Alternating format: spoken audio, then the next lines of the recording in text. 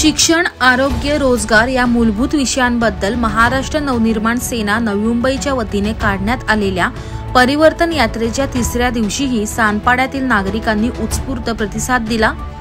शहर अध्यक्ष गजानन काळे यांनी येथील प्रसिद्ध मराठी भेळवाला सागर गोडगे याची भेट घेऊन पीपल्स एज्युकेशन सोसायटीच्या लायब्ररीमध्येही गेले।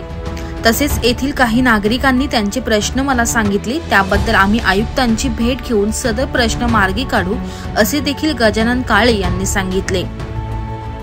आज महाराष्ट्र नवनिर्माण सेनेच्या परिवर्तन यात्रेचा सलग तिसरा दिवस आहे।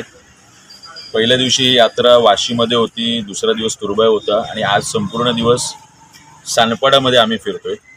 सकाळपासून विविध सोसायट्यांमध्ये मी जातोय, तिथल्या पदाधिकाऱ्यांशी बोलतोय, तिथल्या रहिवाशांशी बोलतोय। आज संध्याकाळी परत एकदा म्हणजे अगदी याच्यामध्ये आमचा तो मराठी भेळवाला काहीतरी सागर गोडगे याला सुद्धा मी भेटलो। अनेक सोसायट्यांमध्ये गेलो आणि शिक्षण, आरोग्य, रोजगार ह्या मूळ मुद्द्यावरती आपण बोललं पाहिजे आणि याच्या संदर्भात लोकांचा खूप मोठा समर्थन, पाठिंबा मिळताना मला ह्या ठिकाणी दिसतोय।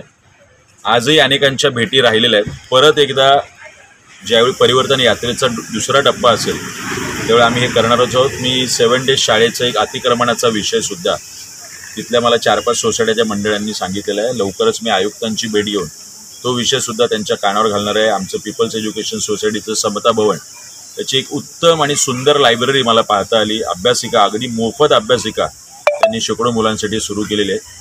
असं सानपाड्यामध्ये कोणी उद्योजक, कोणी लायब्ररी छानपैकी चालवतंय, बाबासाहेबांच्या नावाने एक वास्तू उभी केलेली आहे आणि अनेक सोसायट्या ज्या बघतोय। सानपाडा म्हणजे हा मराठमोळा सानपाडा, तर मला वाटते प्रचंड मोठा प्रतिसाद मनसेला आणि आमच्या यात्रेला इथे आज मिळताना दिसतो।